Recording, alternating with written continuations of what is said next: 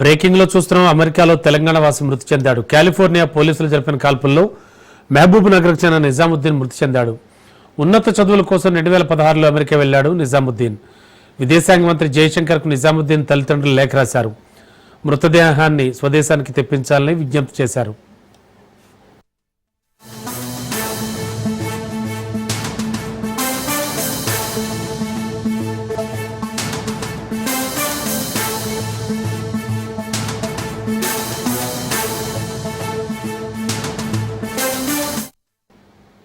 అమెరికాలో తెలంగాణ వాసి మృతి చెందాడు. కాలిఫోర్నియా పోలీసులు జరిపిన కాల్పుల్లో మహబూబ్ నగర్ చెందిన నిజాముద్దీన్ మృతి చెందాడు.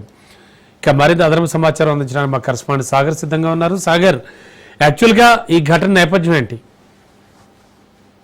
రైట్ రమణ, ఈ ఘటన అయితే పూర్తిగా ఇటు రాష్ట్ర వ్యాప్తంగా ఇటు మహబూబ్ నగర్ జిల్లా మొత్తంగా కూడా షాక్ గురైనట్టుగా ఒకటి తెలుస్తుంది. ఎందుకంటే అమెరికా కాలిఫోర్నియాలో దాదాపుగా 26 ఏళ్ల వయసున్న నిజాముద్దీన్ అనే యువకుడిని అయితే పోలీసులు కాల్పులు జరిపి చంపేసినట్టుగా కూడా తెలుస్తుంది. మొత్తానికి అయితే కూడా 2016లో ఆయన ఉన్నత విద్య కోసం అయితే అమెరికా వెళ్లిన ఈయన చదువులు పూర్తి చేసి అక్కడే మంచి ఉద్యోగం కూడా సంపాదించినట్టుగా కూడా తెలుస్తుంది. అయితే ఆ ఉద్యోగంలో కూడా ఇటీవలే ప్రమోషన్ కూడా పొందినట్టుగా కూడా తెలుస్తుంది. పూర్తిగా అక్కడే అతను స్థిరపడినట్టుగా కూడా వాళ్ళ పేరెంట్స్ చెప్పుకొస్తున్న పరిస్థితి కూడా కనిపిస్తుంది. అయితే అక్కడే వాళ్ళు ఒక రూమ్ లో అయితే ఉంటున్నారు. రూమ్మేట్ల మధ్య తలెత్తిన చిన్న గొడవ చివరికి ప్రాణం తీసేదాకా వెళ్ళినట్టుగా కూడా తెలుస్తుంది.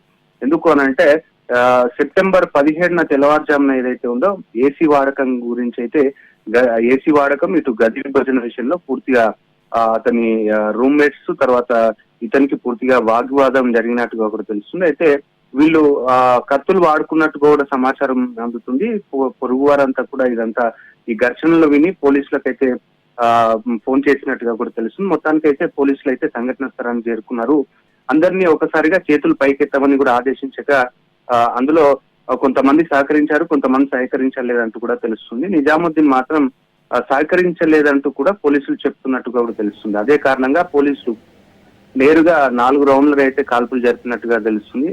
అక్కడికక్కడే నిజాముద్దీన్ ఈ కాల్పుల్లో పూర్తిగా మృతి చెందినట్టుగా కూడా పోలీసులు అయితే చెప్తున్నారు. మొత్తానికి అయితే కూడా ఈ ఘటనకు సంబంధించి కూడా అమెరికా పోలీసులు అయితే ఆఫీసర్ ఇన్వాల్వ్ షూటింగ్ గా కూడా నమోదు చేశామంటూ దర్యాప్తు మొదలు పెట్టామంటూ కూడా చెప్తున్నారు. మొత్తానికైతే ఇటు నిజాముద్దీన్ కుటుంబ సభ్యులైతే తండ్రి మొహమ్మద్ హనుముద్దీన్ పూర్తిగా కన్నీటి పర్యంతమై విచారణ లేకుండా కాల్పులు జరపడం తప్పని కూడా తమ కొడుకు శవాన్ని భారత్ కు తీసుకురావడంలో ప్రభుత్వాలు వెంటనే చర్యలు తీసుకోవాలంటూ కూడా కోరుతున్న పరిస్థితి కనిపిస్తుంది. మొత్తానికైతే ప్రస్తుతానికి మహబూబ్ నగర్ అయితే ఒక ఆందోళన వాతావరణం కూడా నెలకొంది. ఎందుకంటే అమెరికాలో భారతీయులపై ఇటీవల కాలంలో వరుసగా ఇలాంటి ఘటనలు జరగడం విద్యార్థుల్లో ఉద్యోగుల్లో కూడా పూర్తిగా భయాన్ని రేపొందిస్తున్న పరిస్థితి కనిపిస్తుంది. మొత్తానికైతే కూడా మహబూబ్ నగర్ సంబంధించిన నిజాముద్దీన్ ను ఏదైతే మృతదేహాన్ని పూర్తిగా ఇటు రాష్ట్ర ప్రభుత్వం కేంద్ర ప్రభుత్వం జోక్యం చేసుకొని కూడా అక్కడ ప్రభుత్వంతో మాట్లాడి శవాన్ని ఇక్కడికి తీసుకురావాలంటూ కూడా వాళ్ళు వేడుకుంటున్న పరిస్థితి కూడా కనిపిస్తుంది.